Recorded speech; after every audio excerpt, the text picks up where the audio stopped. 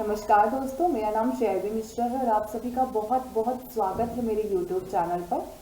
तो जैसे कि हम मध्य प्रदेश सामान्य ज्ञान सीरीज पढ़ रहे थे, उसके अंतर्गत हमने मध्य प्रदेश की नदियों का पार्ट 1 कंप्लीट किया था, जिसके अंतर्गत हमने गंगा अपवाह तंत्र पढ़ा था। उसके अंतर्गत आने वाली जो मध्य प्रदेश की नदियां हैं वो हमने कवर की थी। ठीक है, आज की वीडियो में हम अगले कुछ अपवाह तंत्र पढ़ेंगे, जिनमें से महत्वपूर्ण अगर हम बात करें तो आज हम नर्मदा अपवाह तंत्र और ताप्ती अपवाह तंत्र आपका कवर करेंगे। ठीक है, नर्मदा अपवाह तंत्र और ताप्ती अपवाह तंत्र हम कवर करेंगे। ठीक है, गंगा अपवाह तंत्र हमने पिछली वीडियो में कवर कर लिया था। ठीक है, तो आज हम नर्मदा और ताप्ती अपवाह तंत्र को कवर करेंगे और बाकी जो 3 अपवाह तंत्र हैं उन्हें हम अगले वीडियो में कवर कर लेंगे। ठीक है, नर्मदा अपवाह तंत्र एक महत्वपूर्ण अपवाह तंत्र आपका हो जाता है। मध्य प्रदेश के संदर्भ में नर्मदा अपवाह तंत्र बहुत महत्वपूर्ण है। ठीक है, तो चलिए अब हम नर्मदा अपवाह तंत्र को प्रारंभ करते हैं। ठीक है, तो आपका जो नर्मदा अपवाह तंत्र है वह मध्य प्रदेश का दूसरा सबसे बड़ा अपवाह तंत्र है। ठीक है, पहला सबसे बड़ा हमने कौन सा पढ़ा था, वो था गंगा अपवाह तंत्र। पर ये जो नर्मदा अपवाह तंत्र है ये मध्य प्रदेश का दूसरा सबसे बड़ा अपवाह तंत्र है। ठीक है, पहला सबसे बड़ा अगर पूछे तो गंगा अपवाह तंत्र और दूसरा सबसे बड़ा है तो नर्मदा अपवाह तंत्र। ठीक है, इसका आप कितने किलोमीटर स्क्वायर क्षेत्र में विस्तृत है आप ये याद रख सकते हैं। अगर परसेंटेज में बात करें तो मध्य प्रदेश में ना 89.9% भाग में जो है तो नर्मदा नदी का विस्तार है। ठीक है, उसके बाद क्या है कि जो नर्मदा नदी का अपवाह तंत्र है वो वृक्षनुमा प्रणाली का है। देखिए क्या होता है कि वृक्षनुमा प्रणाली का कहने का मतलब क्या है, क्या होता है, जो नदी की मुख्य धारा बह रही होती है उससे जब कई शाखाएं आकर के मिल जाती है, जैसे उसकी सहायक नदियां कुछ दाईं ओर से आके मिल रही है, कुछ बाईं ओर से आके मिल रही है, तो जो उसका प्रतिरूप होता है वो वृक्ष की शाखाओं या प्रतिशाखाओं के समान दिखने लगता है। ठीक है, तो इसीलिए कहा जाता है कि जो उसका अपवाह तंत्र है वो वृक्षनुमा प्रणाली का है। क्यों है, क्योंकि जहां से जैसे मुख्य धारा नदी की प्रवाहित हो रही है तो क्या होता है कि कुछ उसकी शाखाएं दाईं ओर से आके मिल रही हैं, कुछ बाईं ओर से आकर के मिल रही हैं। ठीक है, जैसे उसकी सहायक नदियां हैं, कुछ दाईं ओर से कुछ बाईं ओर से आके मिलती हैं, तो वो वृक्षनुमा प्रणाली का उसका प्रतिरूप नजर आता है। इसलिए हम उसके अपवाह तंत्र को क्या कहते हैं, किस प्रणाली का है, वृक्षनुमा प्रणाली का है। ठीक है, नर्मदा नदी प्रायद्वीप भारत की अन्य नदियों के विपरीत, ठीक है, क्या लिखा है, नर्मदा नदी प्रायद्वीप भारत की अन्य नदियों के विपरीत सदावाहिनी होती है। ठीक है, कावेरी को छोड़कर। तो देखिए अभी आप जब ज्योग्राफी हम अच्छे से पढ़ेंगे तो हम प्रायद्वीप नदियां और हिमालयी नदियां के बारे में बात करेंगे। पर अभी अगर मैं बताऊं तो जो प्रायद्वीपीय नदियां होती हैं ये सदावाहिनी नहीं होती हैं, ये वर्षा पर डिपेंड करती हैं। जब वर्षा होती है या जब बारिश का मौसम आता है तब इन नदियों में पानी होता है। ठीक है, ये मतलब हमेशा पूरे वर्ष भर इन नदियों में पानी नहीं होता, ये वर्षा पर डिपेंड करती हैं। ठीक है, पर इसका कुछ अपवाद है, जिसमें से एक है आपकी कावेरी नदी। ठीक है, और दूसरी आपकी नर्मदा भी मानी जाती है कि ये प्रायद्वीपीय नदियां होते हुए भी सदावाहिनी होती हैं। ठीक है, तो ये आपको ध्यान रखना है। पहली बात तो ये कि प्रायद्वीपीय नदियां वो होती हैं जो वर्षा पर डिपेंड करती हैं, सदावाहिनी नहीं होती हैं वो। पर उसके अपवाद स्वरूप आपको एक कावेरी नदी याद रखना है, और क्योंकि मध्य प्रदेश का सामान्य ज्ञान पढ़ रहे हैं तो उसके संदर्भ में नर्मदा के बारे में भी ऐसा कहा जाता है कि वो प्रायद्वीपीय नदी होते हुए भी कैसी है, सदावाहिनी है। और उसका एक मुख्य कारण ये माना जाता है कि नर्मदा नदी में जो है ना रेत मिट्टी पाई जाती है। कौन सी मिट्टी रहती है, रेत मिट्टी। और जो रेत मिट्टी होती है उसकी जो जल धारण करने की क्षमता होती है या जल सोखने की क्षमता होती है वो बहुत कम होती है। तो एक इसका ये भी रीजन माना जाता है कि नर्मदा नदी सदावाहिनी होती है। तो उसकी सदावाहिनी होने का एक रीजन ये कहा गया है कि उसमें रेत मिट्टी पाई जाती है, और रेत मिट्टी ऐसी मिट्टी होती है जिसकी जो जल सोखने की क्षमता होती है वो बहुत कम होती है। ठीक है, तो यहाँ से हमने कुछ महत्वपूर्ण ये देखे कि नर्मदा जो अपवाह तंत्र है मध्य प्रदेश का दूसरा सबसे बड़ा अपवाह तंत्र है। मध्य प्रदेश में 89.9% भाग में विस्तृत है। ठीक है, इसका जो अपवाह तंत्र है वो वृक्षनुमा प्रणाली का है। वृक्षनुमा प्रणाली को कैसे, कि जहां से इसकी मुख्य धारा जैसे मुख्य धारा इसकी प्रवाहित हो रही है तो कुछ शाखाएं इधर से आके मिल रही है, कुछ उधर से, तो बहुत सारी शाखाएं जब इस मुख्य धारा से मिल जाती हैं तो इसका जो प्रतिरूप दिखता है वो पेड़ की शाखाओं या प्रतिशाखाओं जैसा दिखता है। इसलिए इसका जो अपवाह तंत्र वो कैसा माना जाता है, वृक्षनुमा प्रणाली का है। ठीक है, दूसरी चीज ये कि ये प्रायद्वीपीय नदी होते हुए भी सदावाहिनी है। उसका एक रीजन ये माना जाता है कि इसमें रेह मिट्टी पाई जाती है जिसकी जो जल धारण करने की क्षमता है या जल को सोखने की क्षमता है वो कम होती है। ठीक है, अब हम आगे बढ़ते हैं। नर्मदा नदी मैकाल पर्वत श्रेणी के समीप अमरकंटक पहाड़ी से निकलती है। ठीक है, मैकाल पर्वत श्रेणी के समीप अमरकंटक पहाड़ी से इसका उद्गम होता है, ये आपको ध्यान रखना है। ठीक है, ये आपको ध्यान रखना है। और दूसरी चीज ये दक्षिण में सतपुड़ा और उत्तर में विंध्याचल पर्वत श्रेणी के मध्य भ्रंश घाटी से प्रवाहित होती हुई गुजरात में स्थित भड़ौच के समीप खंभात की खाड़ी या अरब सागर में मिल जाती है। ठीक है, तो क्या होता है कि नर्मदा नदी के बारे में एक मुख्य जो इसकी विशेषता है कि ये जो है ना भ्रंश घाटी में प्रवाहित होती है। अब आप ये सोच रहे होंगे कि भ्रंश घाटी क्या होता है। जैसे मैंने ये एक मार्कर लिया, ठीक है, मैंने इसको एक इधर से खींचा और ये तनाव उत्पन्न हुआ और ये अलग हो गया। ठीक है, ये ऐसे था, मैंने इसको खींचा, तनाव उत्पन्न हुआ और ये दोनों पृथक हो गए और बीच में दरार बन गई। ठीक है, तो यही कहा, तो मतलब कहने का ये कि जब दो भूखंडों का, ठीक है ना, जब दो भूखंडों का विपरीत दिशा में विभाजन हो जाता है किसी तनाव जनित बल के कारण, ठीक है, जैसे दो भूखंड है, ठीक है, तो कुछ तनाव जनित बल उत्पन्न हुआ जिसके कारण उनका विपरीत दिशा में क्या हो गया, विभाजन हो गया, तो उनके मध्य में एक दरार बन जाती है जिसे हम क्या कहते हैं, भ्रंश कहते हैं। ठीक है, तो दो भूखंडों का विपरीत दिशा में खिसकाव, ठीक है ना, विपरीत दिशा में जब खिसकाव हो जाता है तो उसके मध्य जो दरार बनती है उसे हम क्या कहते हैं, भ्रंश कहते हैं। ठीक है, तो आशा करती हूँ कि आपको भ्रंश समझ में आया होगा। मैं आपको एक वो दिखा देती हूँ पिक्चर जिससे आपको ये चीज और समझ आएगी। ये आप देख सकते हैं, ठीक है, ये नर्मदा नदी यहाँ से बह रही है, विंध्याचल रेंज है और ये सतपुड़ा रेंज है। ठीक है ना, इनका खिसकाव हुआ है विपरीत दिशा में और उसके मध्य जो दरार बनी उससे नर्मदा नदी प्रवाहित हो रही है। ठीक है, तो आशा करती हूँ कि आपको भ्रंश समझ में आया होगा कि क्या होता है। ठीक है, उसके बाद इसकी जो कुल लंबाई है वो कितनी है, 1312 किलोमीटर, और मध्य प्रदेश में अगर हम बात करें इसकी लंबाई तो 1077 किलोमीटर इसकी लंबाई है। ठीक है, सहायक नदियां अगर हम बात करें तो इसकी कुल सहायक नदियां जो हैं वो है 41, ठीक है, बाईं ओर की 22 है और दाईं ओर की 19। ठीक है, कंफ्यूज नहीं होना है, आपको याद रखना है 22, बा से 22 और बा से बाईं ओर। ठीक है, तो आप भूलेंगे नहीं। ठीक है, बा से बाईं ओर और बा से 22, तो बाईं ओर की कितनी सहायक नदियां हैं, 22, और दाईं ओर की 19। ठीक है, अब आपका एक महत्वपूर्ण पॉइंट है कि यह जो है ना ज्वार नद मुख का निर्माण करती है। ठीक है, नर्मदा नदी के बारे में महत्वपूर्ण तथ्य है कि ये ज्वार नद मुख का निर्माण करती है। ठीक है, अब वैसे तो सब जानते होंगे तो फिर भी मैं मोटा मोटा बता देती हूँ कि एस्टुरी यानी कि ज्वार नद मुख क्या होता है। ठीक है, तो अगर आप भारत का मैप देखेंगे तो इसके पश्चिम साइड से आपको दिखेगा बंगाल की खाड़ी, सॉरी माफ करें, पूर्वी दिशा में आपको दिखेगा बंगाल की खाड़ी और पश्चिम दिशा में आपको दिखेगा अरब सागर। ठीक है, तो जो नदियां अपना जल बहा कर ले जाकर के अरब सागर में गिराती हैं, मतलब पश्चिम ओर, है ना, तो वो एस्टुरी का निर्माण करती हैं, यानी कि ज्वार नद मुख का निर्माण करती हैं। और जो नदियां अपना जल बहा करके बंगाल की खाड़ी में गिराती हैं वो डेल्टा का निर्माण करती हैं। ठीक है, जब नदी का ढाल तीव्र हो और वो अपना जल सीधे बहा कर ले जाकर के समुद्र में ला रही हो, ठीक है, तो होता है एस्टुरी का निर्माण। ठीक है, यानी कि ज्वार नद मुख का निर्माण कब, जब नदी का ढाल तीव्र हो और वो सीधे जाकर के समुद्र में हो। ठीक, दूसरी चीज आपको याद रखना है कि इसका जो निर्माण होता है वो नदी के मुहाने में होता है।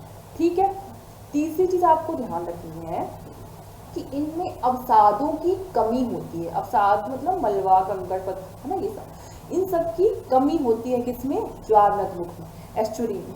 ठीक है, तो और जहाँ पे एस्टुरी का निर्माण होता है यानी कि जहाँ पे ज्वार नद मुख बनते हैं वहां पर क्या होता है ना, उच्च ज्वार जो है तो आते हैं। ठीक है ना, तो इसके कारण क्या होता है कि जो थोड़े बहुत अवसाद इसमें होते भी हैं वो उनको भी अपने साथ ले जाते हैं। ठीक है, तो आपको यहाँ से महत्वपूर्ण क्या याद रखनी है कि ज्वार नद मुख नदी से बनने वाली क्या कहती है, जो नदियां अपना जल बहाकर अरब सागर में गिराती हैं वो एस्टुरी का निर्माण करती है या कि ज्वार नद मुख का निर्माण करती हैं।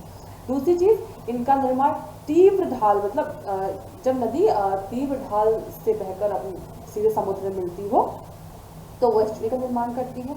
दूसरी चीज, इनमें अवसादों की कमी होती है और जहाँ पे एस्चुरी होती है वहाँ पे उच्च ज्वार आता है, इस कारण जो थोड़े बहुत अवसाद इसमें होते भी हैं वो इनको बहाकर ले जाते हैं। ठीक है, तो ये महत्वपूर्ण बिंदु आपको यहाँ से ध्यान रखना है। और इसका नाम ज्वार नदमुख क्यों पड़ा, क्योंकि मैंने भी बताया जहाँ पे ये होते हैं वहाँ पे उच्च ज्वार आते हैं, इसलिए ज्वार। और इसका निर्माण नदी के मुहाने में होता है, नदी के मुख में होता है, इसलिए इसका नाम पड़ा है ज्वार नदमुख।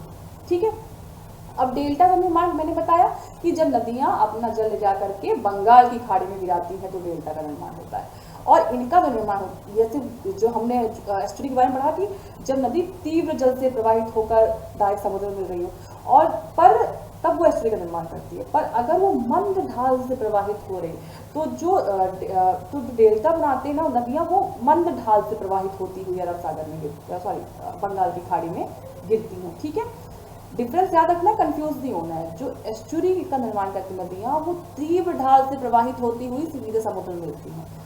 जो डेल्टा का निर्माण करती हैं वो मंद ढाल से प्रवाहित होते हुए समुद्र में मिलती हैं। ठीक है, जो नदियां डेल्टा का निर्माण करती हैं वो अपना जल ले जाके अरब सागर में गिराती हैं। जो नदियां डेल्टा का निर्माण करती हैं वो अपना जल ले जाकर बंगाल की खाड़ी में गिराती हैं। और जो एस्चुरी का ज्वार नदमुख का निर्माण करती हैं वो अपना जल ले जाकर के अरब सागर में गिराती हैं। दो डिफरेंस आप समझ सके। ठीक है, पहला क्या, जो एस्चुरी बनाएंगे अपना जल कहाँ गिराएंगी, अरब सागर में। जो डेल्टा बनाएंगी अपना जल कहाँ गिराएंगी, बंगाल की खाड़ी में। जो एस्चुरी बनाएंगी वो तीव्र ढाल में प्रवाहित होंगी, जो डेल्टा बनाएंगी वो मंद ढाल में प्रवाहित होंगी। ठीक है, जो एस्चुरी बनाएंगी उनमें अवसादों की कमी होगी। ठीक है, और जो डेल्टा बनाती नदियां उनमें अवसादों की अधिकता होती है। तो जो वही अवसाद को जब वो ले जाकर के एक जगह जमा करती हैं तो एक त्रिभुजाकार आकृति बनती है, उसी को हम क्या कहते हैं, डेल्टा कहते हैं। ठीक है, तो जब नदियां मंद ढाल में प्रवाहित होती हुई अपने अवसादों को बहाल कर ले जाती हैं और बंगाल की खाड़ी में कटती हैं, वहां पे जाती हैं, तो वहां पे त्रिभुजाकार आकृति का निर्माण होता है जिसे हम डेल्टा कहते हैं। ठीक है, तो मैं आशा करती हूँ कि आपको एस्चुरी यानी कि ज्वार नदमुख और डेल्टा के बीच में डिफरेंस समझ में आया होगा। ठीक है, और जहाँ पे ये एस्चुरी बनती है ना ज्वार नदमुख, वहाँ पे मीठे पानी और खारे पानी का मिक्सचर रहता है, पाया जाता है। ठीक है, कहाँ पे, जहाँ पे ये ज्वार नदी बनती है। तो जो नर्मदा नदी है वो ज्वार नदमुख का निर्माण करती है। इतना सब कुछ तो मैंने आपको एक एडिशनल जानकारी दे दी है, पर अभी आपको यहाँ पे सिर्फ इतना ध्यान रखना है कि नर्मदा नदी ज्वार नदमुख का निर्माण करती है। ठीक है, क्योंकि वो अपना पानी अरब सागर में गिराती है। जो बंगाल की खाड़ी में अपना पानी गिराएंगी वो डेल्टा का निर्माण करेंगी। ठीक है, तो ये हो गया।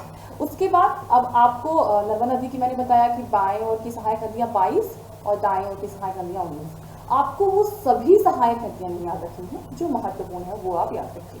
तो बाईं ओर की सहायक नदियों में आप देख सकते हैं, आपको दिख रही है बरनार, बंजर, शेर, शक्कर, दूधी, तवा, गंजाल आदि। ठीक है, ये बाईं ओर की सहायक नदियां हैं। अब अगर आपको नाम याद रखने मुश्किल हो तो अपनी कुछ ट्रिक बना लें। ठीक है, मैं भी बता देती हूँ। जैसे कि आप देख सकते हैं कि यहाँ पे खाने वाली चीज़ें हैं, जैसे शक्कर। ठीक है, मतलब आपके खाने पीने से रिलेटेड शक्कर, दूधी आप दूध मान लें, तवा तो आप जानते हैं इसमें अपना रोटी सेकते हैं, तो सब खाने से संबंधित। तो ये तीन चीज़ें आप ऐसे याद कर सकते हैं। और शाह से शक्कर और शाह इसी से शेर, तो एक जैसा हो गया। बरनार, बंजर, ऐसे आप अपने तरीके से याद कर सकते हैं। ठीक है ना, सबका अपना अपना तरीका होता है, तो आप भूलेंगे नहीं अगर आप कोई ट्रिक से याद रखेंगे। तो बाईं ओर की सहायक नदियाँ क्या हो गई, बरनार, बंजर, शेर, शक्कर, दूधी, तवा, गंजाल आदि। ठीक है, अब दाएं ओर की हिरण, हथनी। अब यहाँ पे आप देख सकते हैं जानवर के नाम ऐसे आप याद कर सकते हैं, हिरण, हथनी, तिंदोली, चंद्रकेसर, बरना, मान। ठीक है, मान, बरना, ठीक है, कन्हार। ठीक है, ये सब जो है तो आपकी दाएं हाथ की जो है तो सहायक नदियाँ। ठीक है, बाएं हाथ की कौन कौन सी हमने देखी, बरनार, बंजर, शेर, शक्कर, दूधी, तवा, गंजाल। और दाईं ओर की हिरण, हथनी, तिंदोली, चंद्रकेसर, बरना, मान और कन्हार। ठीक है, ये महत्वपूर्ण चीजें हमने देखी। ठीक है, अब इसके आगे हम देखते हैं, ये आप एक ये डायग्राम देख सकते हैं। इसको दिखाने का मेरा उद्देश्य, ये सारे बांध लिखे हैं और आपके जलप्रपात भी यहाँ पे लिखे हुए हैं, पर ये मैं अलग से वीडियो में पढ़ाऊंगी, तो ये मैं अभी उतना चर्चा नहीं करूँगी। ये बनाने का मेरा उद्देश्य कि आप देखिए पेड़ की शाखा ऐसे दिख रहा है ना, जो मैंने बोला कि वृक्ष नुमा अफवाह प्राणी होती है। अब देखिए इनकी शाखाएं ऐसे ही आके मिलती, सभी सहायक नदियाँ, ठीक है, इधर से कोई नदी आके मिल रही, कोई नदी इधर से आके मिल रही है, ठीक है। तो ऐसा होता है, जैसे मान लीजिए कि हमारी नदी प्रवाहित हो रही है, कुछ सहायक नदियाँ यहाँ से आके मिल रही हैं, ठीक है, कुछ इधर से आके मिल रही है, कुछ यहाँ से, ऐसे। तो ये पेड़ की शाखाओं जैसा दिखने लगता है, इसलिए इसका जो अपवाह तंत्र प्रणाली हम कहते हैं कि वृक्ष नुमा होती है, ठीक है। ये जो दिखाने का उद्देश्य मेरा ये है कि इस नदी के तट पर कौन कौन से शहर बसे होंगे, ठीक है।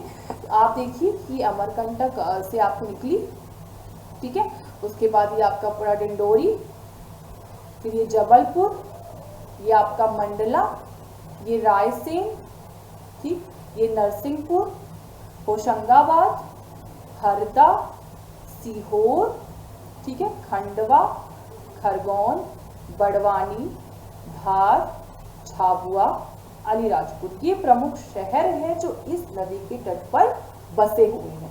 तो ये मैंने इसीलिए यहाँ पे आपको ये ऐड कर दिया कि आप देख सकते हैं कि निकलती है तो कैसे कैसे इस नदी के किनारे कौन कौन से शहर बसे हुए हैं, ठीक है ना।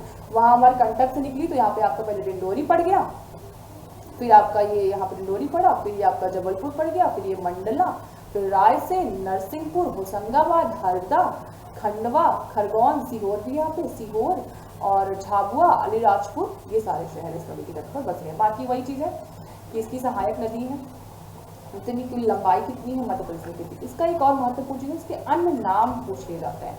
तो इसको जो प्रमुख इसका जो आपको याद रखना है वो है नामदासो। ये टॉलमी ने इसको नाम दिया था नर्मदा नदी को, ठीक है।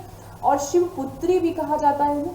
और दूसरी चीज एक महत्वपूर्ण है कि मैकल सुधा, क्योंकि जो इसका उद्गम होता है ना, जहाँ से निकली मैकल पर्वत की अमरकंटक पहाड़ी से तो निकलती है, तो इसलिए ऐसा कहा जाता है कि मैकल की पुत्री, तो मतलब मैकल सुता, इसलिए इसका नाम पड़ा, ठीक है।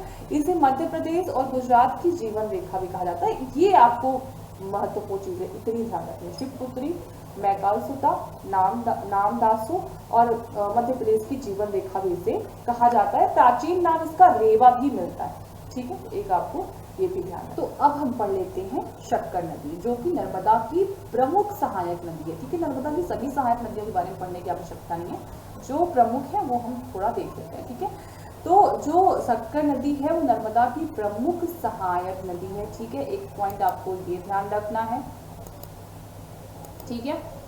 और दूसरा ये जो है ना छिंदवाड़ा जिले के, आप यहाँ पे छिंदवाड़ा लिख लेंगे, ठीक है, छिंदवाड़ा,